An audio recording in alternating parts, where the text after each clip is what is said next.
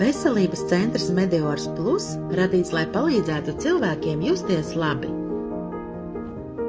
Atbrīvoties no muguras sāpēm, ja tādas radušās, kā arī, lai ieteiktu, kā par muguras veselību rūpēties profilaktiski.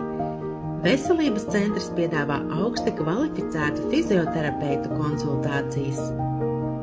Veselības centrā Medeors Plus iespējams apmeklēt ārstniecisko masāžu, kā arī ārstniecisko vingrošanu. Ārstnieciskā vingrošana pieejama cilvēkiem dažādos vecumos, tā skaitā arī pusaudžiem un senioriem.